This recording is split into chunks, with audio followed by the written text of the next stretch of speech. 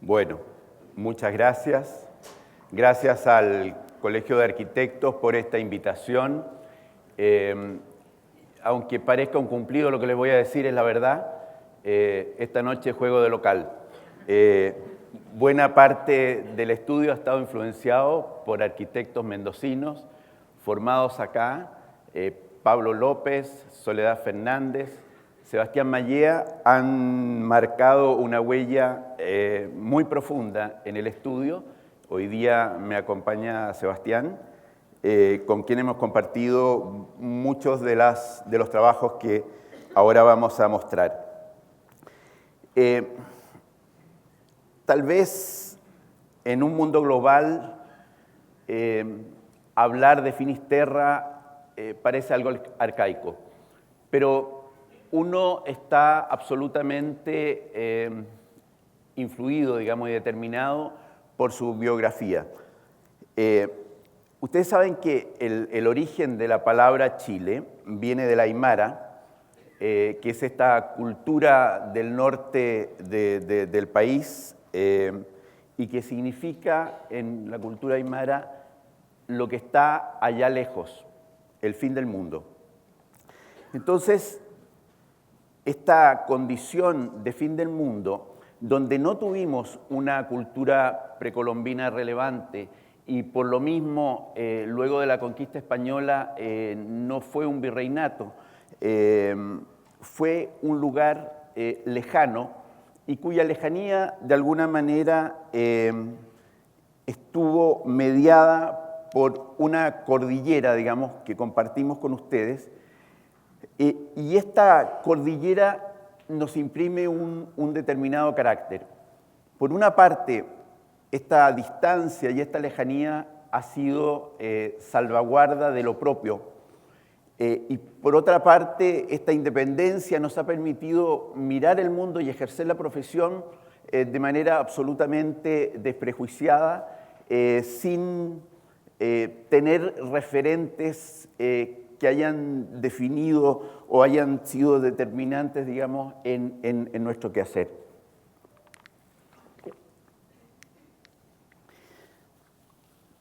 En esa cierta libertad que hemos tenido para ejercer la profesión, hemos intentado alguna definición de lo que es la arquitectura. Para nosotros la arquitectura es el arte de construir la hospitalidad. Y la imagen que ustedes ven es una imagen vernácula que no tiene arquitectos.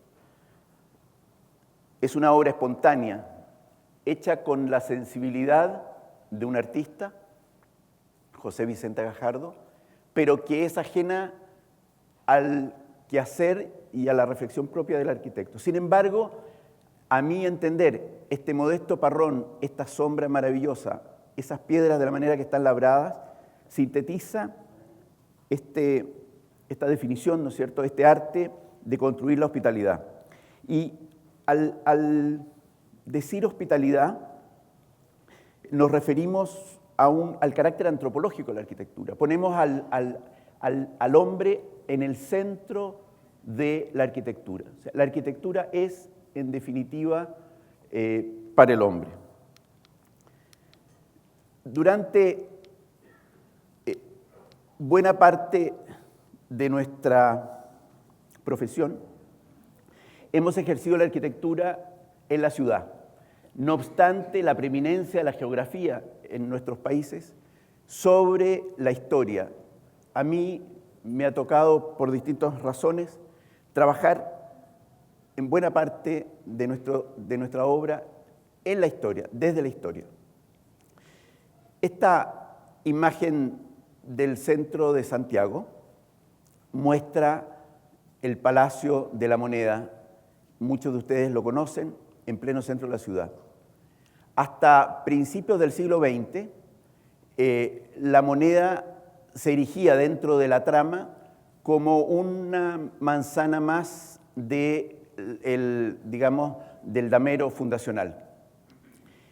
Este sesgo, digamos, que se aparta de la ortogonalidad de la trama fundacional, tiene que ver con un curso natural del río Mapocho, un brazo del río Mapocho que se extendía, digamos, por la zona sur de la ciudad histórica. La ciudad histórica se despliega hacia el norte de esta, digamos, curso natural del río. En sus orígenes, que era la casa de moneda para digamos, imprimir las monedas o acuñar, digamos, no imprimir, acuñar las monedas de esta parte de América, el Reino de España, ¿no es cierto?, construye este palacio y dentro de una trama preexistente. Esta estaba construida, ¿no es cierto?, la manzana enfrente al palacio. Esto era un patio, era la zona de la fábrica, digamos, la zona de servicio, y el resto de la ciudad también se desplegaba como una extensión de la trama fundacional.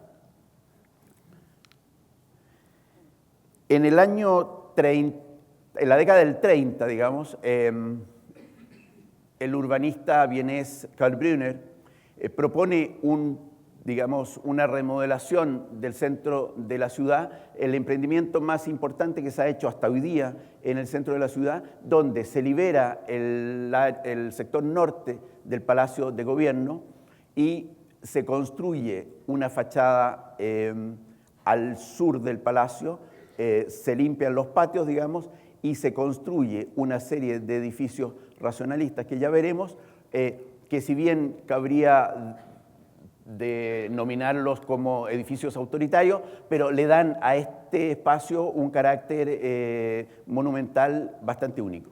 Y dentro del plan maestro de Karl Brunner se abre el famoso eje Bulnes. En el año 80 se llama concurso. Yo había egresado de la facultad hace poco, recién había fundado Undurraga de Bej con la Anita, mi mujer, y aparece, ¿no es cierto?, el llamado concurso para remodelar este espacio que estaba devaluado. Era el estacionamiento, si bien era un espacio liberado, pero se había formado el estacionamiento del Palacio de Gobierno y de los edificios públicos que lo rodeaban.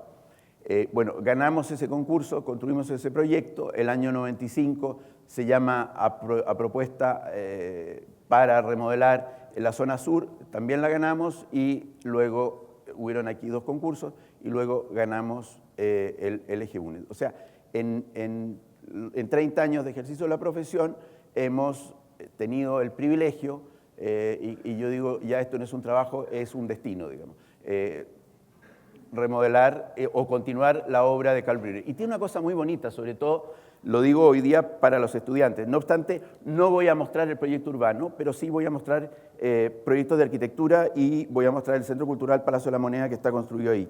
Pero lo bonito de estos encargos es que el rol del arquitecto en un mundo tan mediatizado, donde el arquitecto se quiere erigir, digamos, como una estrella más del firmamento, estos proyectos son proyectos bastante anónimos. Lo que nosotros hacemos es un trabajo muy modesto de, en el fondo, tratar de interpretar la historia, tratar de interpretar a quienes nos precedieron y terminar esa obra inconclusa. Entonces, es un trabajo muy bonito porque tiene un impacto en la ciudad tremendo y, sin embargo, la figura del arquitecto es una figura que queda, digamos, supeditada a un segundo plano. Perdón. Dentro de todos estos procesos de concursos, idas y vueltas en relación a este espacio público, nos encargan, digamos, el Centro Cultural Palacio de la Moneda, que quiere de alguna manera reafirmar la voluntad del en ese entonces presidente Lagos de hacer, digamos, de su gobierno un gobierno donde la cultura fuera el eje central.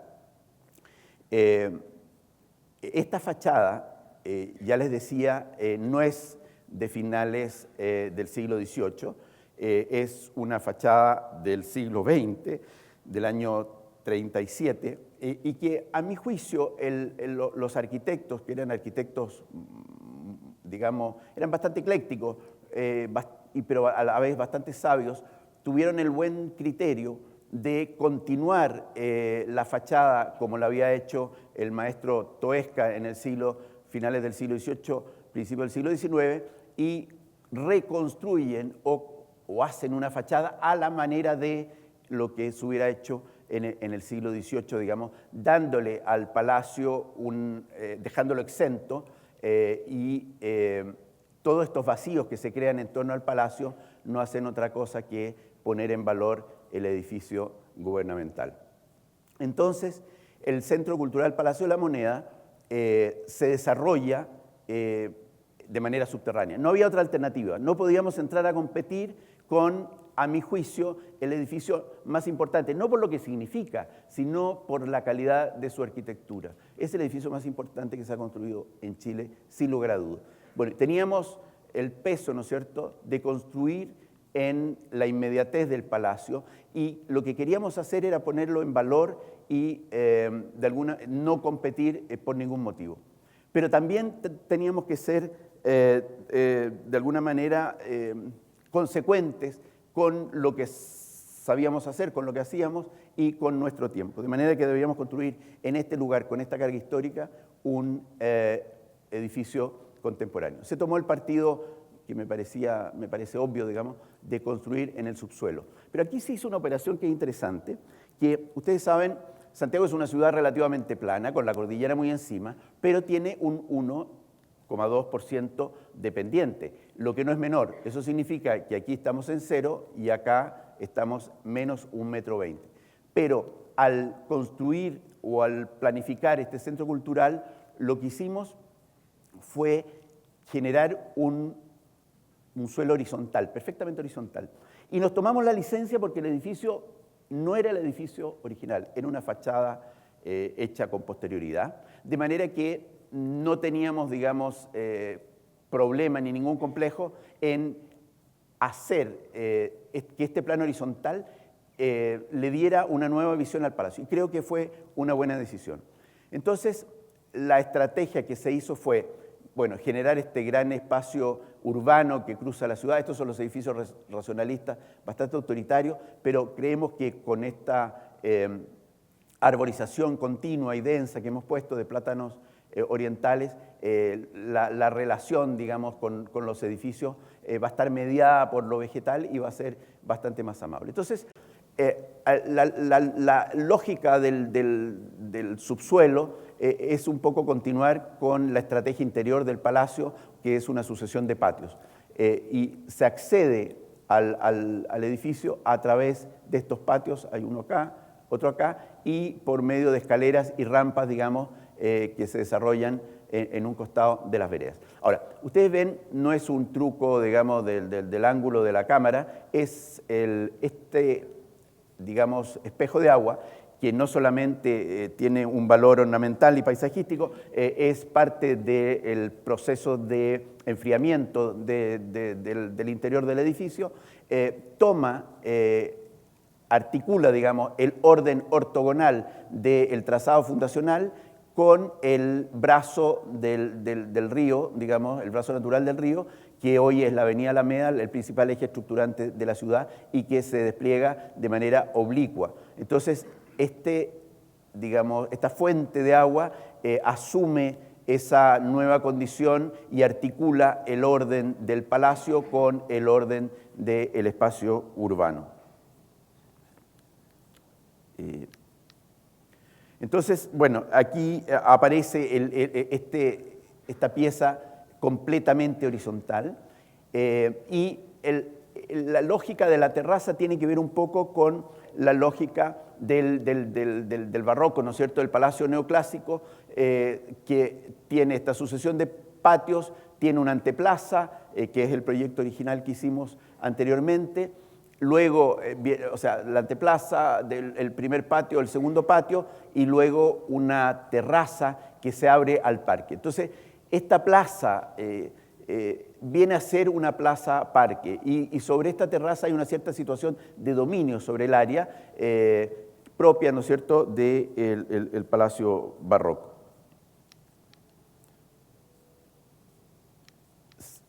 El trazado de las áreas verdes tiene que ver un poco con el paso de la gente. Recientemente hace un par de años, remodelamos este espacio que habíamos construido hacía muy poco, pero a ver, ¿cómo se puede remodelar un espacio que se había construido hace 8 años atrás, digamos? No, simplemente lo que hicimos fue cambiar algunos de los recorridos, digamos, anteriores y poner, digamos, estos recorridos exactamente donde los flujos de la gente, digamos, lo reclamaban.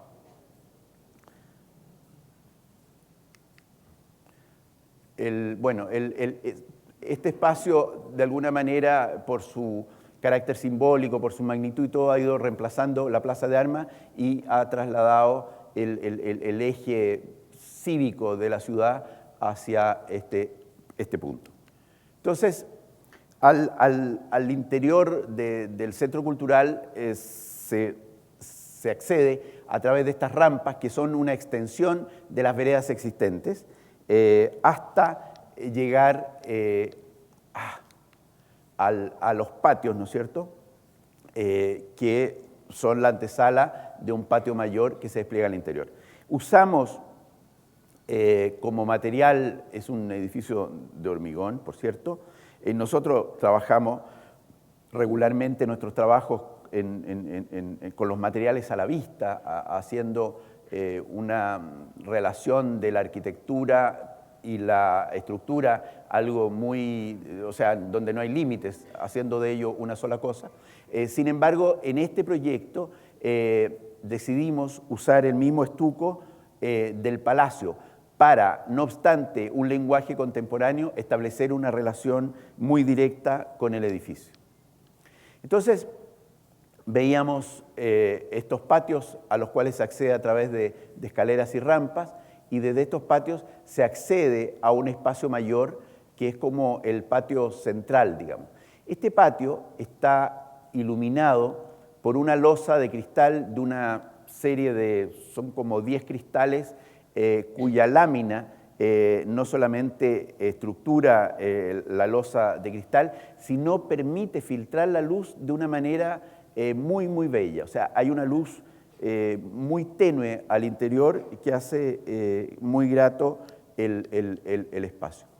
Y por otra parte, ¿no es cierto?, la estrategia que habíamos usado en el exterior de rampas se incorpora al interior y se desciende hacia este espacio central por un promenade, digamos, de rampas. Ya les decía, la lógica de patios, digamos, se traslada a este nuevo edificio, generando un gran espacio central con salas neutras. Este centro cultural, a diferencia de los museos, no tiene colección propia. El origen es traer colecciones de otros museos, traer exposiciones, digamos, que se den en otras partes, y que aquí tengan un carácter transitorio, de manera que tiene una zona de bodegas para lo transitorio, pero no tiene colección. Entonces, lo relevante era que, atendiendo el carácter polifacético, digamos, del espacio, las salas tenían que ser muy neutras, capaz de recibir cualquier tipo de solicitación.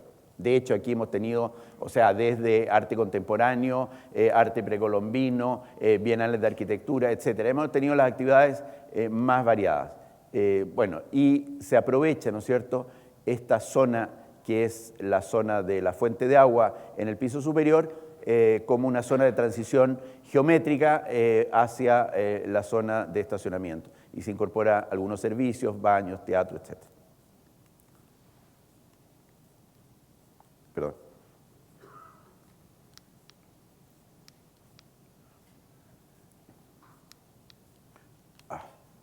Entonces, el interior, lo que a mí, digamos, más rescato de este espacio es la luz.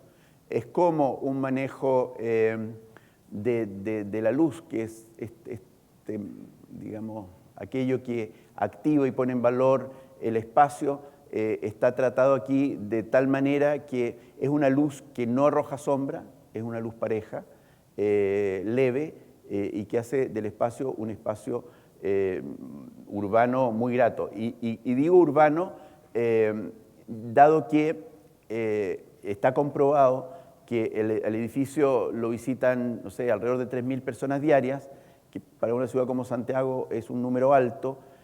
Sin embargo, la gente viene al edificio a pasear. Aquí hay restaurantes, hay tiendas, etcétera. Bajan, están aquí, y no es de ese porcentaje, un tercio entra a las exposiciones.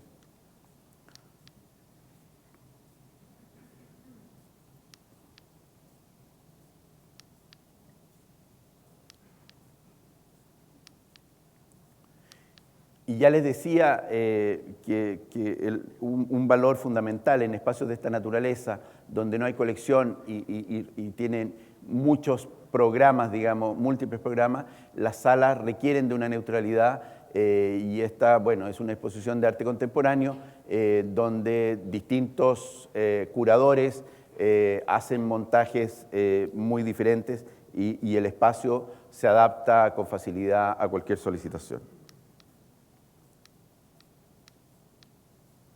Perdón, esta es la imagen, es muy bonita la imagen porque los pies de las personas cuando pisa aparecen nítidos y después las personas se fuman. Es muy bonito el efecto desde abajo, ¿no es cierto?, de esta alfombra de cristal que está sobre la terraza y que permite iluminar el espacio interior.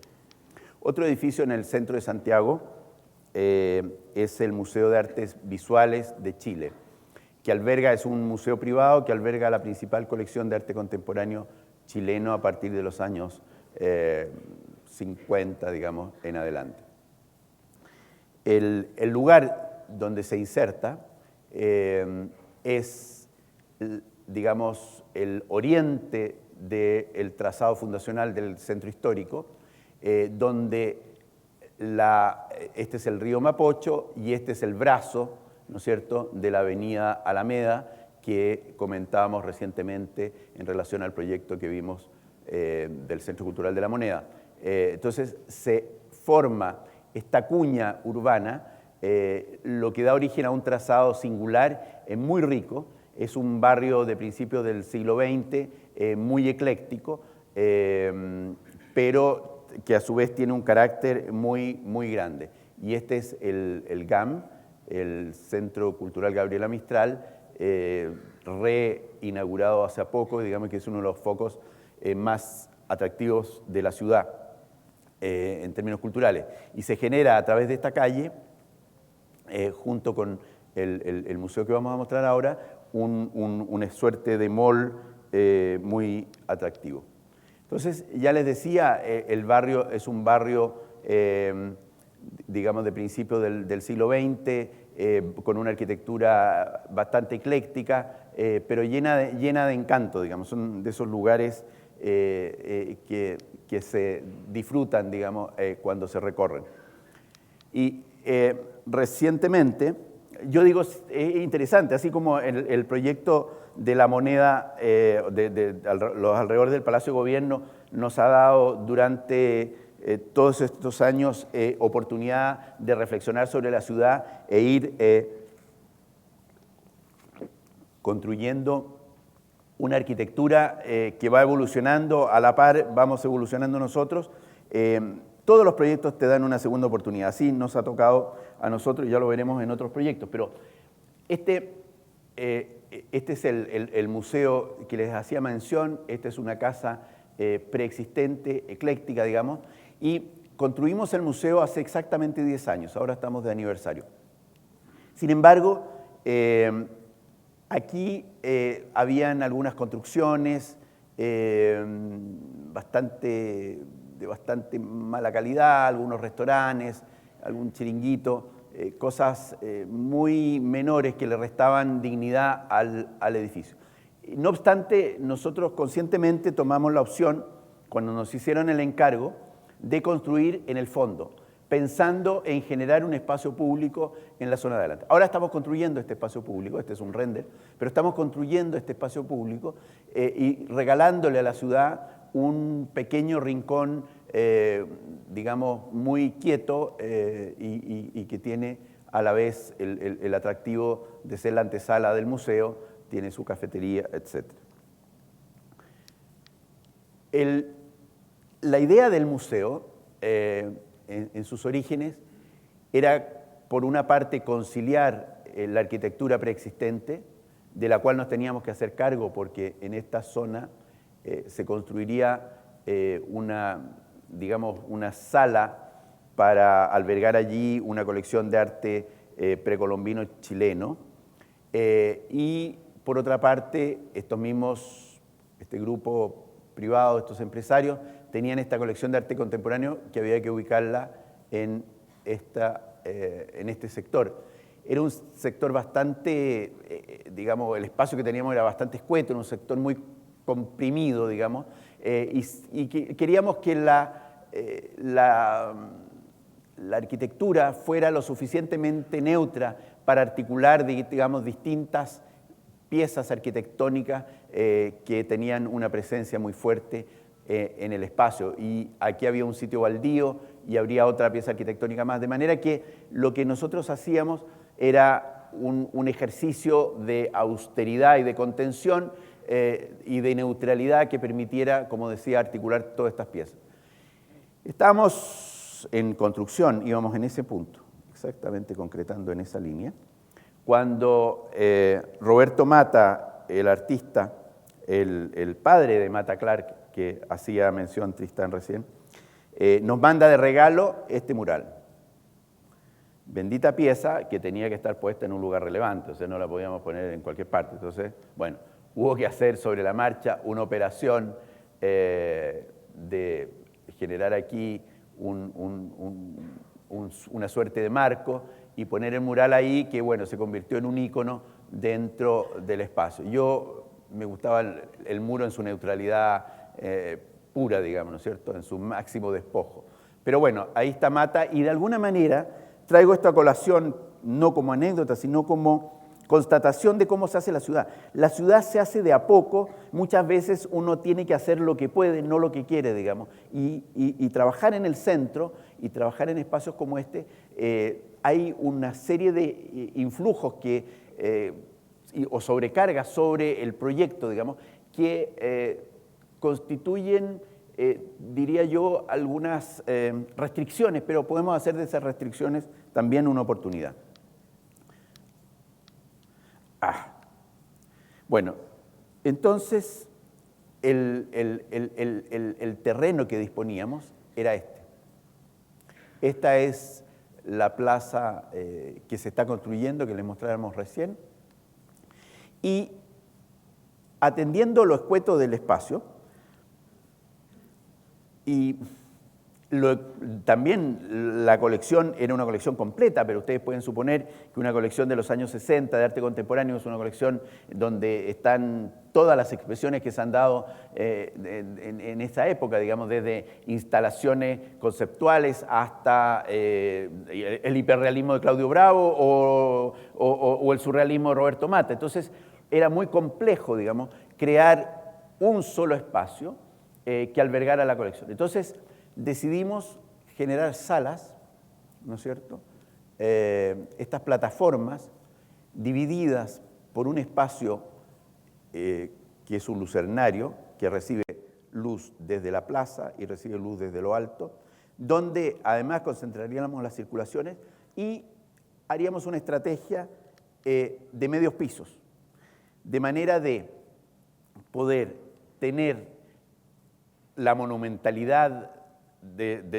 o sea, poder tener una lectura total que diera cuenta de una cierta monumentalidad, y por otro lado, tener la intimidad de salas en particular, digamos, de distintos rincones que nos permitieran sobrellevar, digamos, la problemática de una colección, digamos, de un periodo tan extenso de historia. Entonces, este es el nivel de la plaza. Y una cuestión que no dije, que es súper relevante, es que las condiciones de edificación de este lugar nos permitían haber hecho un edificio de unos 8 o 10 pisos. Nosotros nos autoimpusimos una altura que en ningún caso fuera a doblegar la altura del edificio que veíamos, ¿no es cierto?, el corredor de madera, este edificio preexistente. Entonces, queríamos que la plaza mantuviera, porque en este lugar habían unas casas que fueron demolidas, digamos, pero que mantuviera un poco la escala de lo que había sido el barrio. Entonces, para cumplir con el programa, tuvimos que crecer de manera subterránea. Decíamos que este era el nivel de la plaza y se construyó hacia abajo. Y cuando uno entra al lugar, pierde absolutamente la conciencia de cuál es el piso noble. Todos los pisos son nobles. Ese es el corte, digamos, transversal, en el sentido contrario de la plaza, las circulaciones en este lucernario interior. Y este es el nivel de la plaza, ¿no es cierto?, donde da cuenta de cómo se excava hacia el espacio, hacia el interior. Entonces, vamos a hacer un pequeño recorrido por el edificio. Este es, en el fondo, el acceso con su tienda. Y de aquí se despliegan los distintos niveles del edificio que permiten tener esta visión que hacía mención al principio, una visión global, pero al mismo tiempo una visión, o sea, la doble lectura, ¿no es cierto? Durante el recorrido uno tiene la magnitud total del edificio y luego en la sala ya se hace cargo de una mayor intimidad.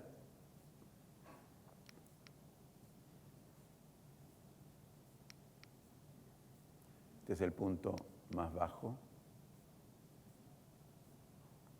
Este es, a ver, es interesante, este es el nivel de acceso, digamos. Esta es la ventana que da a la plaza, este es el nivel de acceso. De manera que uno tiene la boletería a nivel y luego sube o baja, digamos. Los recorridos son aleatorios, no supone un recorrido lineal específico, es bastante de libre albedrío. Y luego, hablábamos recién de la arquitectura te da una segunda oportunidad. Hace ya muchos años atrás, unos 15 o 20 años atrás, ganamos un concurso para construir el santuario del Padre Hurtado, que es un jesuita muy relevante en la historia del siglo XX chileno. Fue realmente un tipo que consagró su vida a cuidar de los más necesitados, realmente un tipo muy, muy extraordinario. Entonces, es interesante, digamos, porque esto es la periferia de Santiago de principios del siglo XX, desde los años 30, de la misma época en donde se hacía el barrio cívico, se creaba hacia el poniente de Santiago un barrio obrero con una densidad bastante alta y sin áreas verdes. Entonces, aquí a este lugar había una iglesia, digamos, y las hospederías donde se albergaban aquellas personas que no tenían dónde pasar la noche, con un hospital y una serie de instalaciones que había construido el Padre Hurtado. Y aquí había una fábrica de casas de madera, digamos, un poco comprimidas con la iglesia. Era un espacio bien especial. Entonces, cuando se convoca este concurso y se recorre el barrio, digamos, no obstante, era un concurso para poner allí un santuario, la tumba del santo, pero nos parecía que, como todos los proyectos que hacemos, debe dar cuenta del entorno, digamos. Y el entorno es el primer material con que cuenta el arquitecto, como decía Rafael Moneo. Entonces, la primera reflexión fue, bueno, aquí no se puede hacer un santuario, digamos. O sea, lo que aquí hay que hacer es un espacio público, una plaza, un parque, digamos. Entonces, eso fue lo que hicimos, un parque.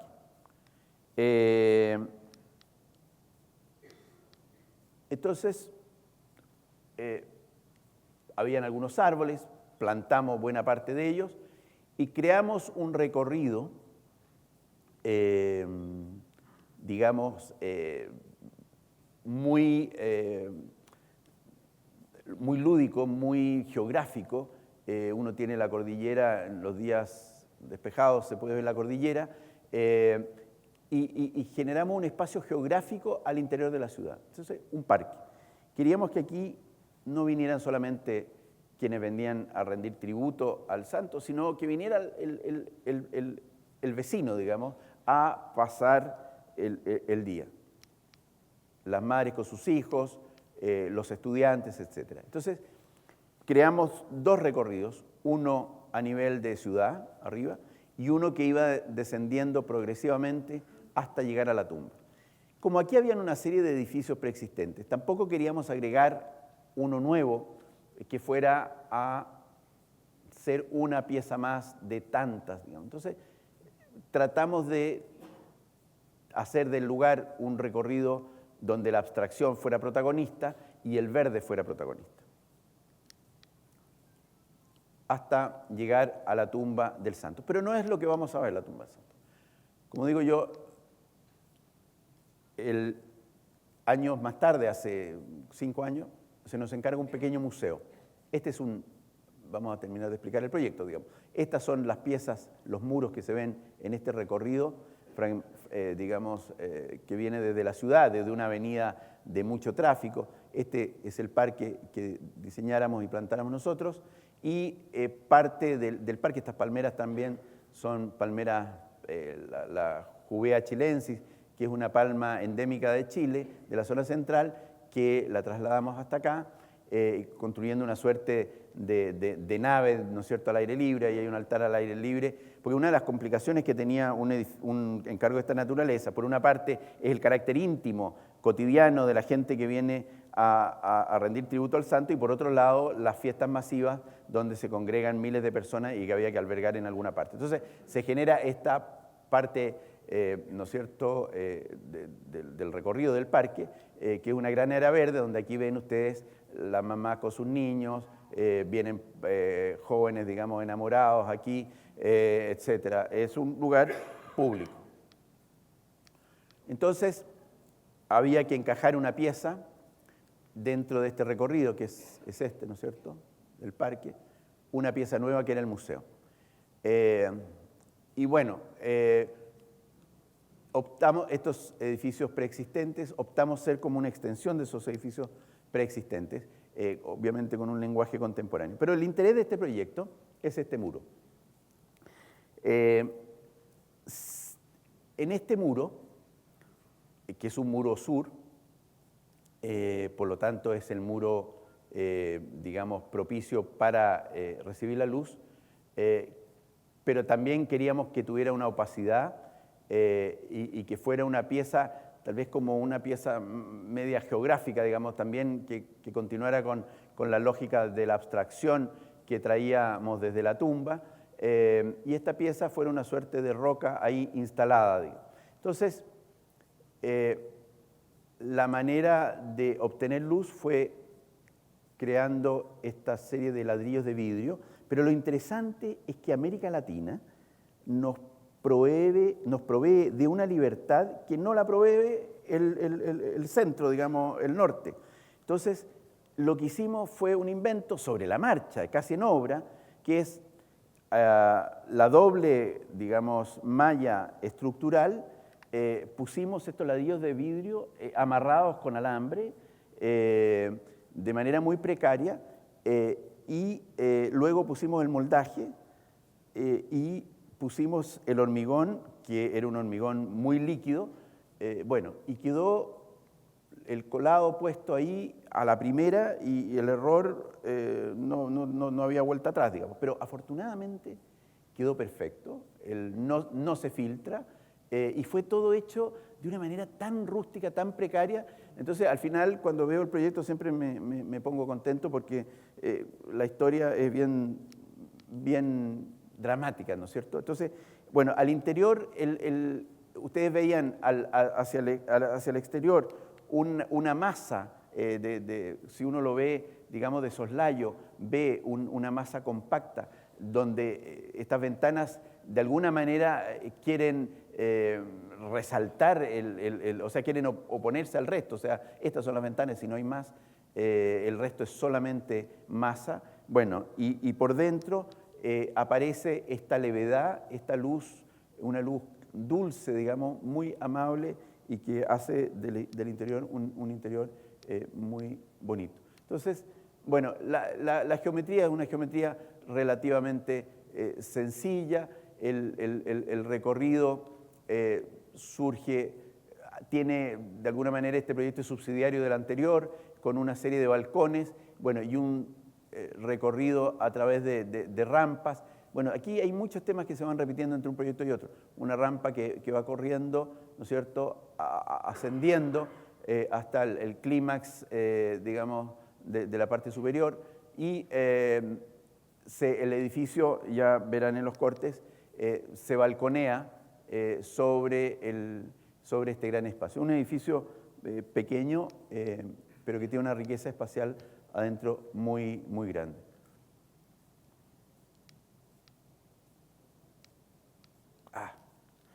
No logro domesticar este aparato. Bueno, ahí vamos. El recorrido de las rampas. Bueno, aquí hay una cosa, no, tengo que volver atrás. Estas fotos son, creo que son de Ronald Halve, pero es notable cómo estos tipos sacan estas fotos preciosas, pero además tienen suerte. Esas monjas no son chilenas. No, estaban ahí por casualidad, pero parece que la hubiera puesto el tipo para que la foto quedara linda, ¿no?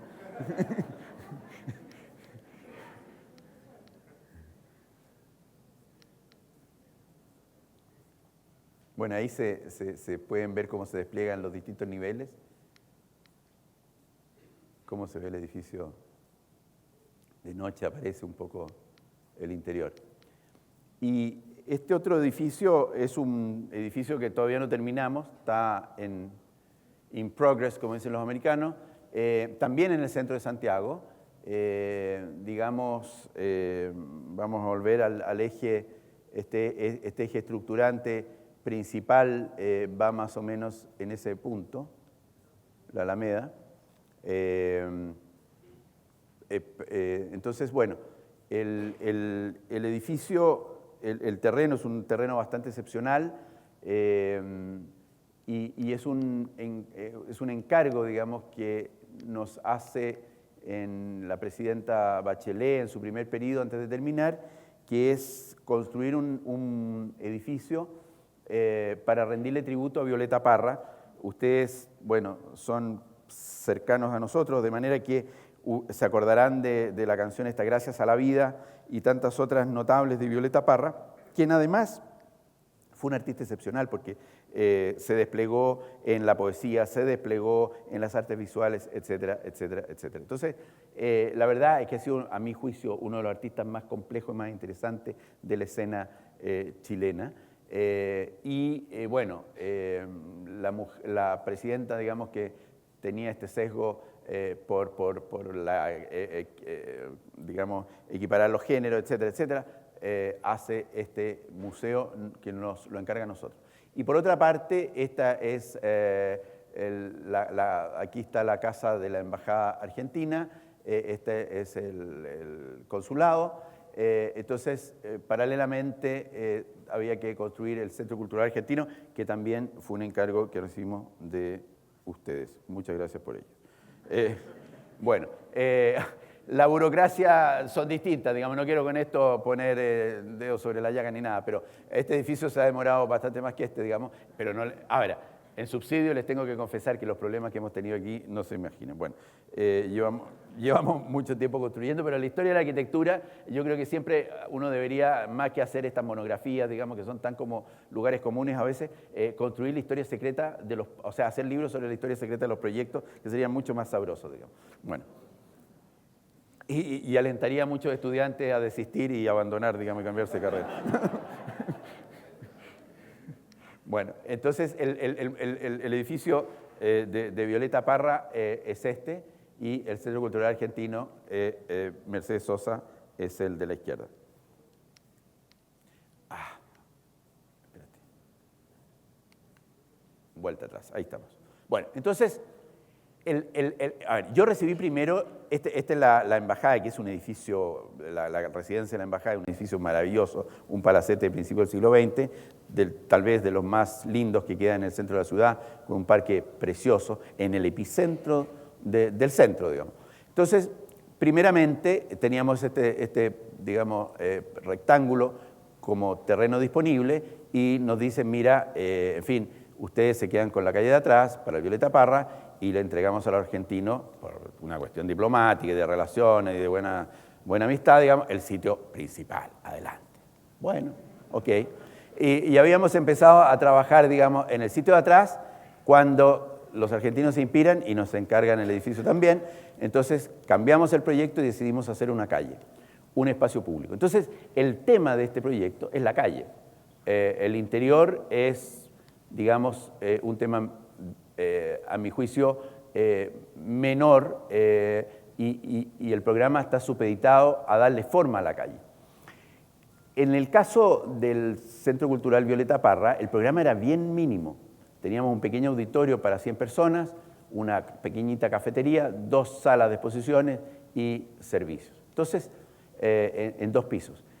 ¿Cómo lográbamos abarcar la totalidad del terreno?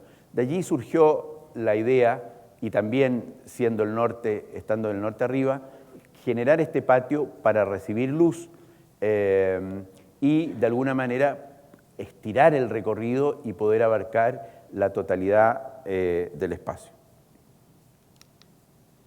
El segundo piso de los edificios, bueno, considera las oficinas, aquí es parte del auditorio, la otra sala, y a las salas se accede a través de un recorrido por medio de rampas. Entonces, aquí el tema fue interesante, digamos, porque Violeta Parra es un personaje complejísimo, complejísimo. Hoy día el cliente, bueno, es, además del gobierno, es la familia, y allí he podido comprobar cuán compleja debe haber sido la madre, digamos, porque los hijos son bien complejos. Entonces, de alguna manera había que dar cuenta de lo que era el artista, de esta complejidad, pero también de esta levedad. Y queríamos que fuera un espacio íntimo, pero que de alguna manera, desde la fachada y sin ser obvio, ¿no es cierto?, dar cuenta de un cierto carácter. Y lo que hicimos aquí es inventar un panel, que es este doble vidrio, digamos, tradicional, el vidrio par que tiene, bueno, las propiedades térmicas, acústicas, etcétera, pero incorporarle en su interior algo que ya veníamos experimentando en otros proyectos, que era incorporar algún material en el interior, inerte. Y en este caso mandamos a hacer unos canastos, digamos, un tejido de mimbre, y los incorporamos al interior. Entonces, esto se ve hoy día reflejo, ¿no es cierto?, de la residencia de la embajada y posteriormente reflejará el Centro Cultural Argentino, que está pronto a iniciar su construcción, y da cuenta de una cierta contemporaneidad, pero a su vez da cuenta, por otro lado, de un carácter artesanal. Entonces, esto es lo que uno ve de la ventana. Es una ventana que reúne muchas condiciones. Tamiza la luz, genera un interior protegido, da cuenta de un carácter artesanal, de un cierto primitivismo también, y que tiene cuestiones que tienen que ver con la artista a la cual le rendíamos tributo. Entonces, el edificio, como ya les decía, es un edificio pequeño, pero queríamos hacer de los recorridos algo muy rico. Aquí se alcanza a divisar la sala del segundo piso, y esta es la rampa donde se inicia el periplo, ¿no es cierto?, hacia la exposición del segundo piso. Este es el recorrido también hacia abajo, desde el acceso, ¿no es cierto? Esta es la rampa que accede. el acceso hacia la cafetería, allá está el jardín y la sala abajo. Entonces ahí, ¿no es cierto? Bueno, el acceso a la rampa. Ahí ven ustedes, esta es la luz que recibimos desde el patio, pero también recibimos una luz pareja desde el sur, desde ¿no es cierto?, entramado o este tejido de mimbre. Al fondo se ve la sala del primer piso. La rampa que nos conduce por el segundo piso desde la sala hacia el archivo, el recorrido del patio, en fin.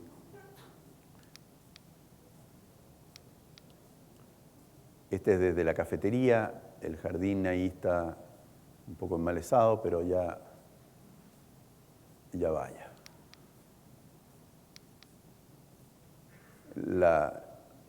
El puente del segundo piso.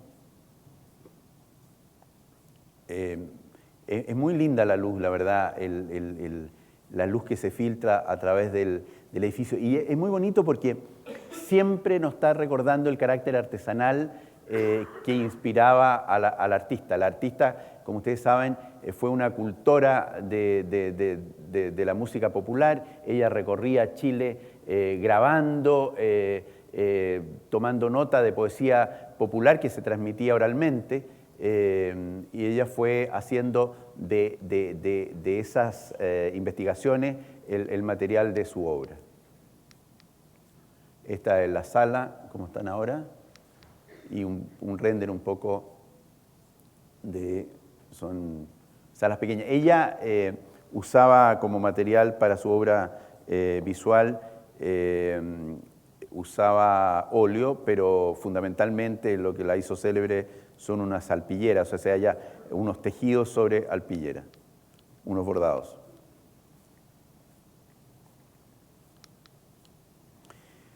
Bueno, este es un proyecto ya inscrito en otro contexto, un contexto geográfico, y este valle, el Valle de la Aconcagua, para ustedes será familiar, porque quienes viajen a Mendoza por auto cruzarán por este valle. En este valle hay un monasterio carmelita,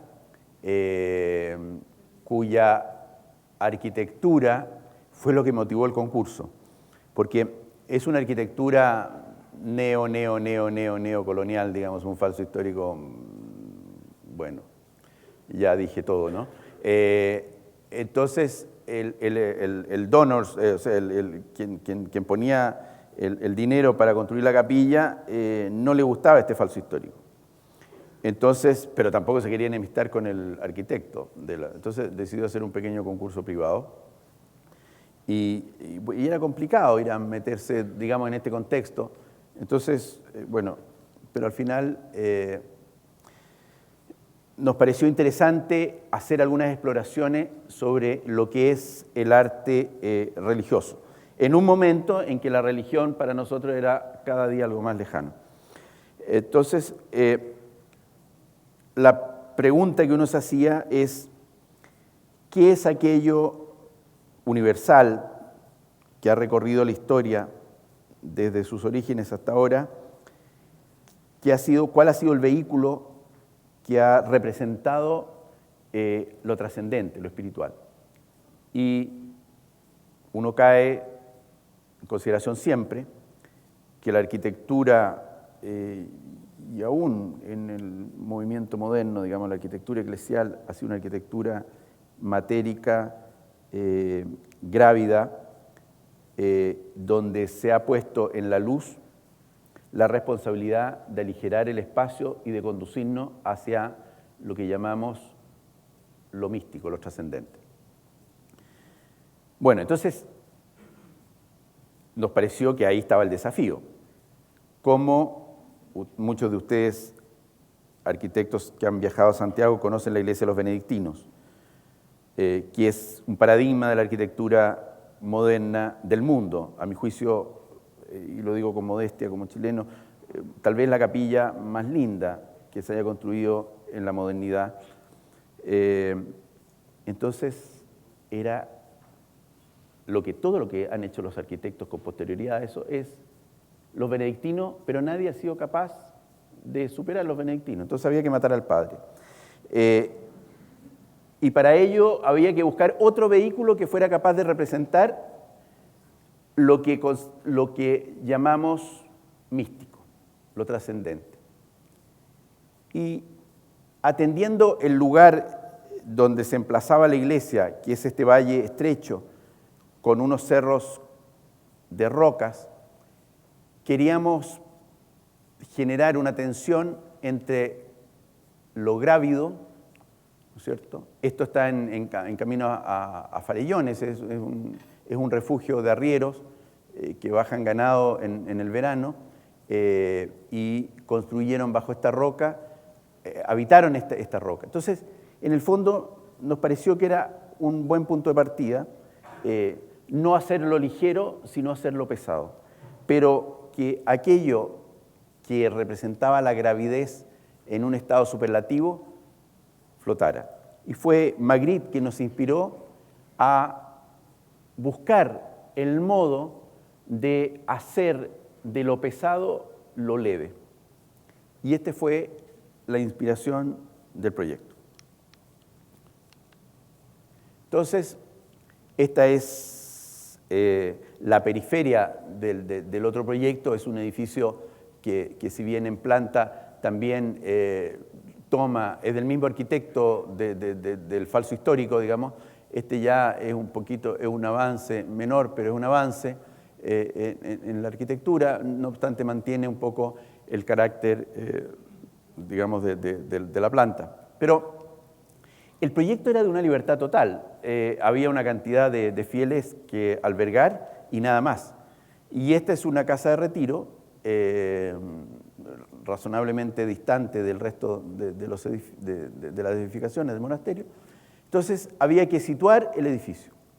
Y a nosotros la primera reflexión que era distanciarnos de lo preexistente, digamos, histórico, de la arquitectura, y acercarnos a lo geográfico. Sin embargo, respetar un eje estructurante que aparecía en el proyecto.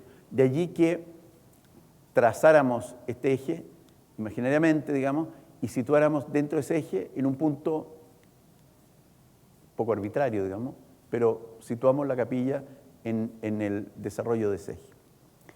Y la capilla se erige como una pieza de hormigón que tiene dos órdenes.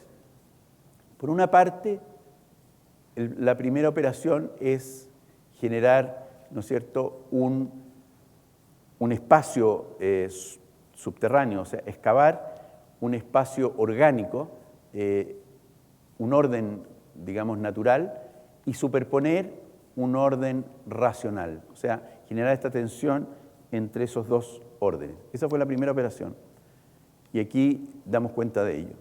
Se excavó el terreno con un trazado azaroso, se hicieron los muros de contención de una piedra rústica tomada del mismo lugar, y luego se impuso este orden de estas 4 vigas, ¿no es cierto?, que se apoyan en unos puntos mínimos, que son esos, fuera de los márgenes de la excavación.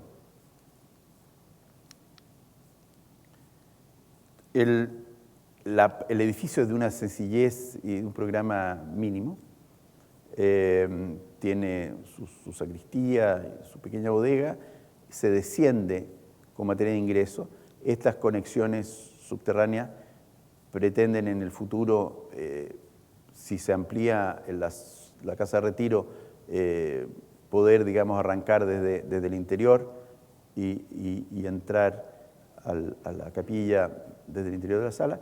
Y aquí, ¿no es cierto?, aparece el crucero, que no tiene, muchos, digamos, que han escrito sobre ello, hablan de la planta cruciforme, digamos, de la referencia a la historia, para nada. Aquí hay un problema estructural, punto. eso era. Nada más. Entonces, estas vigas, estas 4 vigas, se apoyan en este punto y se erigen como una pieza, digamos, monolítica que dialoga con las cumbres de rocas de estos cerros.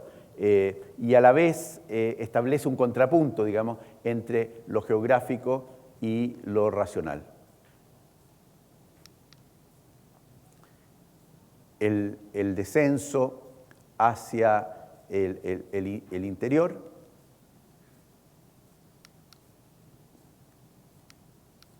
Perdón.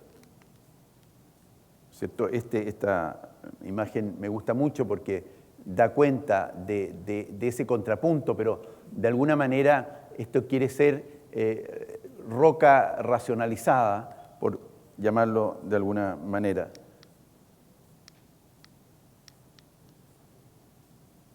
Bueno, y aquí aparece la estrategia de Magritte. Nosotros apoyamos estos cruceros, estas vigas cruzadas, en estos puntos mínimos, y al interior de las vigas colgamos una caja de durmientes, cuyo volumen, cuya masa, son durmientes en desuso, digamos, madera extraída de la línea del ferrocarril,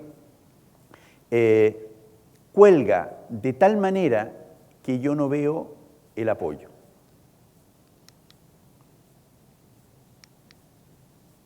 Entonces, aquí en esta imagen vemos cómo las vigas cruzan, se apoyan y luego la caja interna baja, digamos, comprimiendo el espacio y contrario sensu, digamos, de lo que es la luz canónica que viene de lo alto, aquí la luz viene desde el suelo. Entonces, no se ven los apoyos. Y este cuerpo con esa masa de madera aparece flotando. Y es la luz, en el fondo, esta luz comprimida, lo que sostiene el volumen. El altar, el ambón, los sitiales, el sagrario, son obra del artista chileno José Vicente Gajardo, sin duda un escultor muy, muy notable. Aquí sí.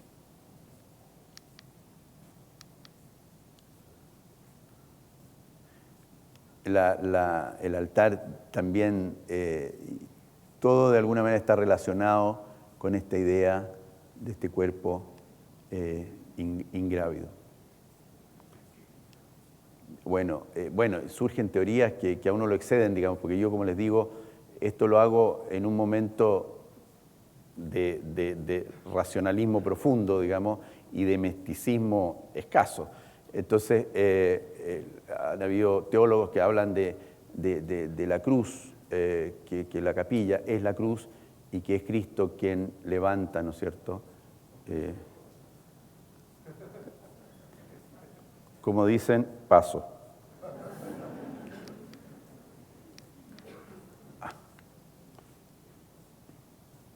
Aquí, esta foto me encanta, es para rendirle tributo al escultor. El altar es precioso, está una piedra perfectamente pulida, hacia el interior queda, digamos, en su estado natural y queda flotando esa arista.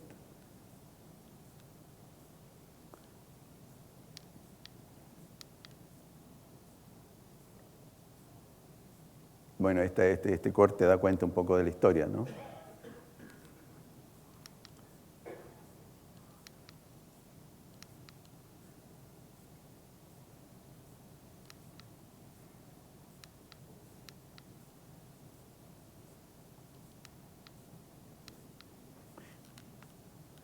Esta foto la muestro porque tiene el siguiente interés. El valor de la obra como proceso. Nosotros, durante el concurso, habíamos establecido un límite, desde una cierta sensibilidad, porque completamente arbitrario, cuál era la distancia entre el suelo y esta masa cúbica, digamos, que flotaba. Entonces, originalmente establecimos una altura arbitraria, por cierto, que debe haber sido de alrededor de los 2,10 metros. Y luego, en la obra, nos dimos cuenta que no era lo suficientemente dramático. Entonces, agregamos una franja de madera, que es esta última franja, que nos vino bien porque ya teníamos un módulo con esa. Entonces, se generó una composición, digamos, perfectamente posible, pero ese agregado en obra fue determinante para lograr el dramatismo que queríamos para este proyecto.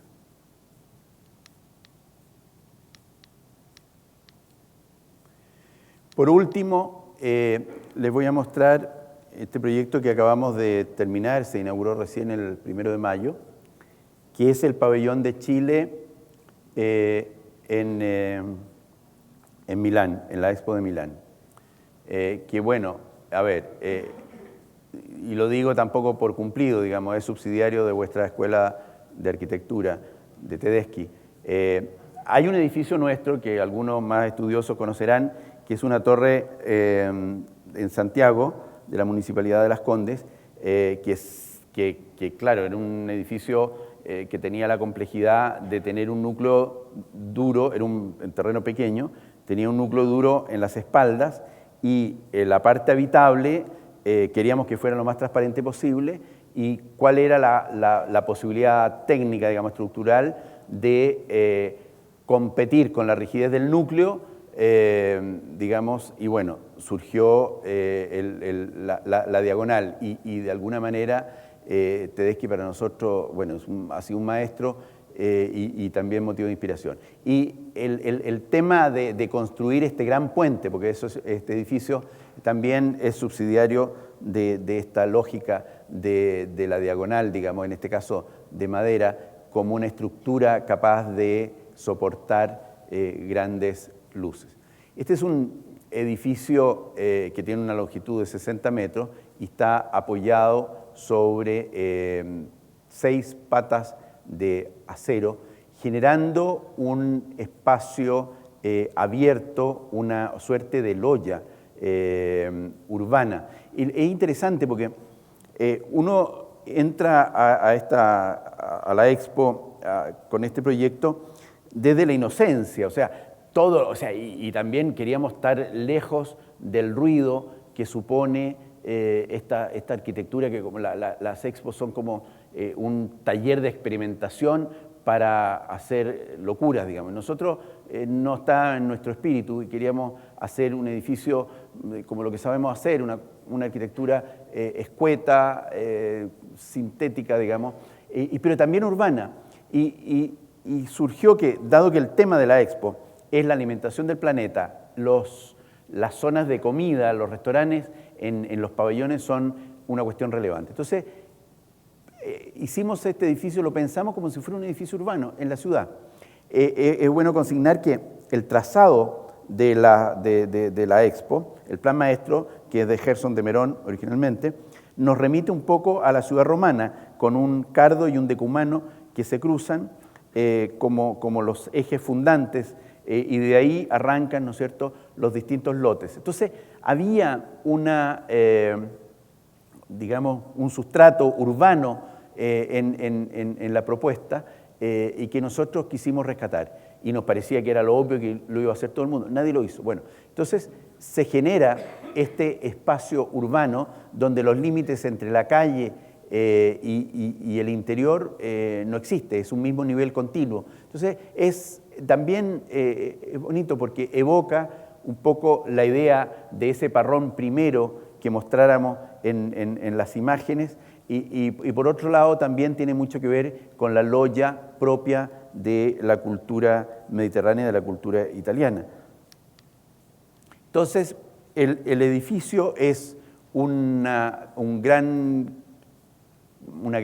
trama, una malla diagonalizada, digamos, donde tanto el techo como la losa del primer nivel ayudan, ¿no es cierto?, a la rigidización de esta gran caja que queríamos que tuviera también una lógica que ya expuse en los otros proyectos, que era una neutralidad de los espacios, porque bien decíamos que un edificio recién, ¿no es cierto?, en las conferencias anteriores, un edificio que se construye para un tiempo, digamos, pequeño, es un edificio poco sustentable. Bueno, entonces queríamos extender la vida del edificio más allá de la Expo, de manera que sin tener claro lo que iba a ser el edificio en el futuro, sí debía ser un edificio con un edificio clásico, con espacios neutros, capaces de aceptar nuevos usos, nuevas demandas en su interior. Entonces, por una parte, tenemos un eje estructural muy claro, que es este, sobre el cual se apoya el edificio, y una segunda piel que cuelga de la estructura superior, que nos permite incorporar circulaciones y algunos equipamientos de baño, rampas de servicio, etc. Entonces, en primer nivel, como decía ya, es un espacio completamente abierto, con un mercadillo y una gran mesa, que es el restaurante, la Mesa de Chile, que es muy atractiva, que ya verán fotos, y luego se inicia un recorrido a través de una rampa mecánica donde se generan distintas salas, distintas escenas, y luego se desciende por otra rampa ya, digamos, natural, que nos lleva al piso, al piso principal, digamos, y luego tiene un piso superior, digamos, de un pequeño auditorio y oficinas. Es un edificio, bueno, aquí los cortes explican bien lo que digo, muy racional, muy simple, y esta es la caja habitada, el espacio sombreado y esta loya urbana, las patas que lo sostienen, ahí aparecen las patas, la estructura lateral que cuelga, ¿no es cierto?, y genera esta densidad, tridimensionalidad de la fachada.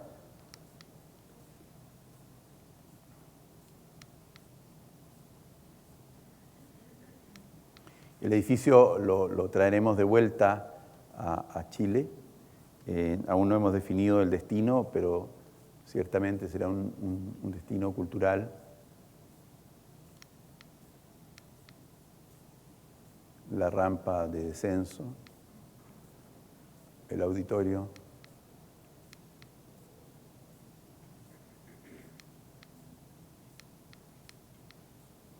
Esta es parte del auditorio arriba, una sala de exposiciones anexa. Estos lugares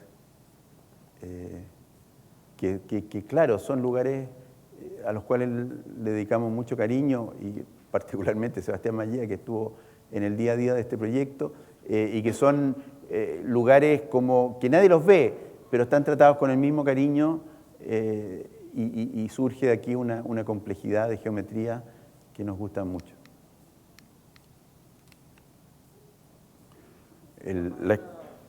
La madera, bueno, buena pregunta, te agradezco que me lo menciones, digamos, porque uno en el fragor de la lucha aquí se le olvida decir varias cosas, pero bueno.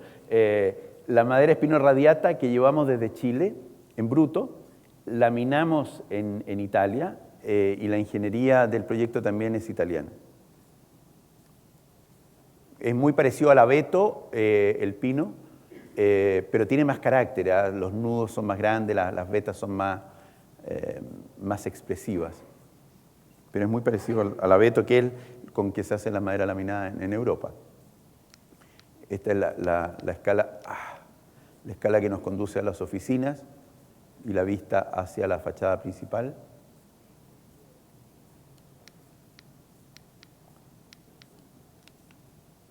Bueno, esta es la rampa mecánica que va contando un poco la historia de lo que viene a partir de un poema de Raúl Zurita y donde este cielo quiere evocar alguna cosa un poco telúrica.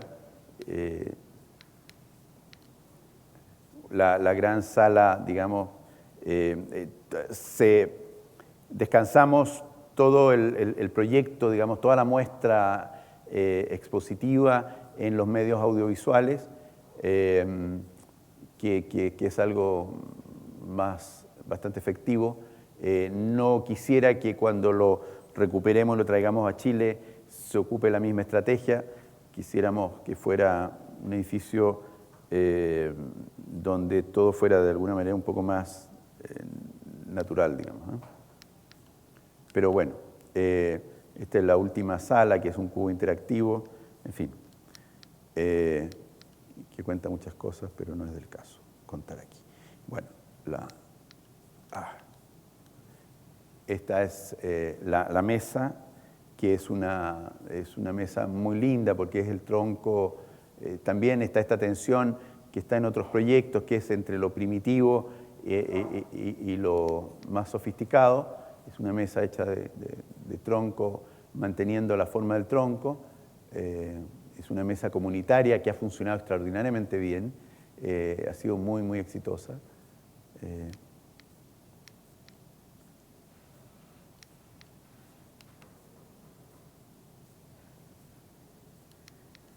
Eso es. Muchas gracias.